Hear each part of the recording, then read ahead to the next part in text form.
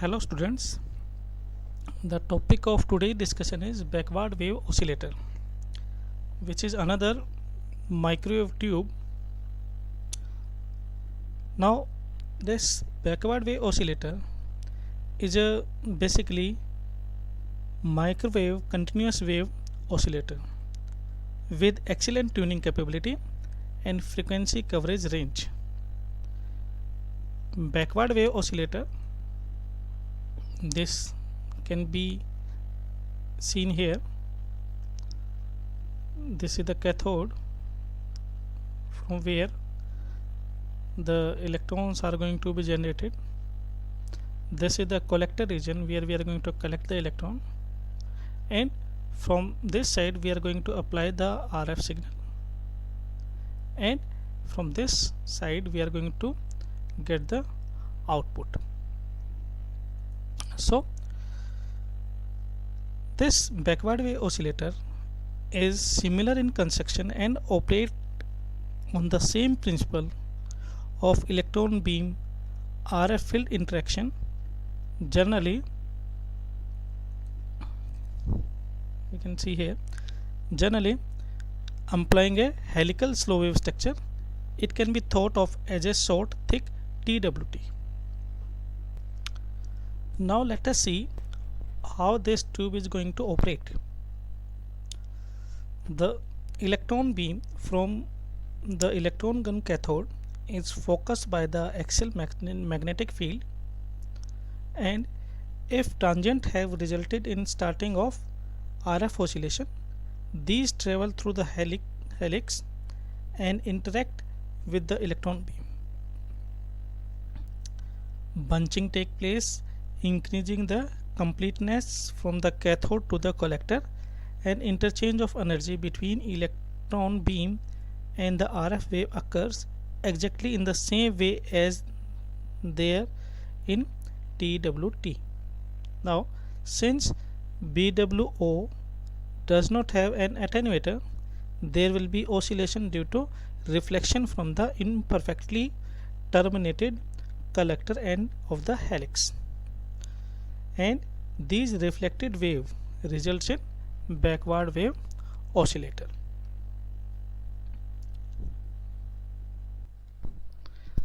This can be seen here.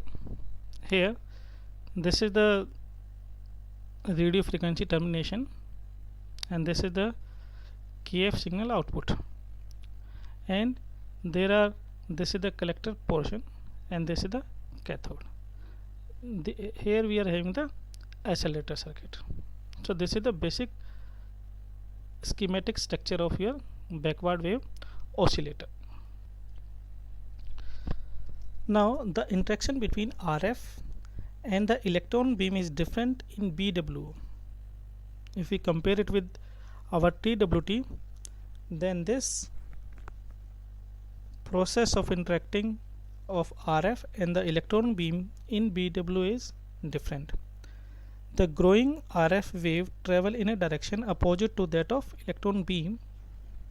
Now if we see here, the signal flowing from the input side or the right side traveling through the waveguide here to the output end. Now notice that the signal opposes the direction of the electron gun, which is in opposite direction to the traveling wave tube. This is the cathode or the electron gun. The direction of electron is from left to right, but the signal, that is the RF signal, that is flowing from this side to, from right to the left side. So this is the direction of electron from left to right, and this is the direction of RF field from right to left. Now a omega beta curve, or normally we say dispersion curve, is shown here, where this omega is the angular frequency and the beta is the phase constant. So this is the graph, dispersion curve. This is the graph between angular frequency and the phase constant. Now the growing RF wave has a group velocity in the backward direction. In the direction OB, in this direction, this is O, this is B, phase velocity, that is Vp, normally we say this is the ratio of omega by beta, and group velocity, which is d omega over d beta, are positive. When we see this to this, omega over beta, the ratio of this to this is the phase velocity, and d omega over d beta will be the phase group velocity. So both group velocity and the phase velocity, they are positive. This is the case in TWT. Now in portion B to C, this is B and this is C. This is the portion in which the beam velocity of the electron Vp, the phase velocity of the RF wave omega or beta are positive, but the group velocity, the ratio of d omega over d beta, that is negative. So from O to B, our phase velocity, that is omega over beta, that was also positive, and group velocity d omega over d beta, that was also positive. And this was the case we have discussed in TWT.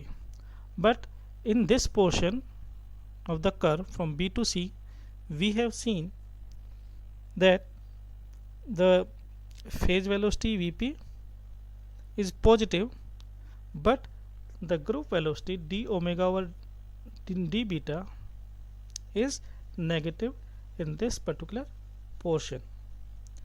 Now interaction take place during the backless region, that is BC, during this region. In fact, we can say BWO can be thought of as a feedback loop akin to low frequency circuit, that we can see here in this circuit. Now in this figure there are several regenerative loops. These are the different loops, regenerative loops, this one, this one, this one. So there are several regenerative loops that function as an amplifier, and beta as the feedback factor in the looping of the output to input. So this is the feedback factor from output towards the input side. Each regenerative loop function as an amplifier or oscillator and is designed such that the phase shift around the loop is 2 pi radian. The forward circuit in the helix along which the wave moves. The feedback circuit is the beta circuit in a feedback amplifier. This connecting the output to input when the amplifier gain becomes sufficiently large compared to the transmission loss, positive feedback take place, and the beta circuit, this beta circuit loop oscillate at the frequency for which the total delay is 2 pi radian, and the RF field velocity modulate the electron beam which moves towards the collector end of the tube, forming a bunch. This bunch now provides energy to the helix RF wave in the backward direction. This looping continues until there is sufficient energy in the RF wave. Also, the frequency of oscillation of a BWO can be varied by varying the voltage controlling the beam velocity and the amplitude of the oscillation by changing the electron beam current, that is voltage of the electron gun mode. So this is how our backward wave oscillator is going to work. This can be thought as a short thick TWT, and to summarize we can say in direction of OP phase velocity is omega or beta, group velocity is d omega or d beta, and they both are positive as the case in TWT. And in the portion BC, phase velocity omega or beta is positive, but the group velocity d omega or d beta is negative, which is in the case of BW. And the interaction take place during backlash region, that is in the region of BC. Now let us see what are the various performance characteristics of BWO and the applications. Now when we say the performance characteristics of BWO, its frequency range is 1 gigahertz to 1000 gigahertz, and the power output is 10 milliwatt to 150 milliwatt for the continuous wave, 20 watt at high frequencies, and 250 kilowatt, that is for the pulsed with duty cycle less than 1 second, and the tuning range is up to about 40 gigahertz. So these are the performance characteristics in terms of its frequency range, power output, and the tuning range. Now let us see some of the application of this backward wave oscillator tube. Now backward wave oscillator can be used as, first, it can be used as signal source in instruments and transmitters. Second, broadband noise source, for example for enemy radar confusion. Another application is a noiseless oscillator with good bandwidth in the frequency range of 3 to 9 gigahertz, that can also be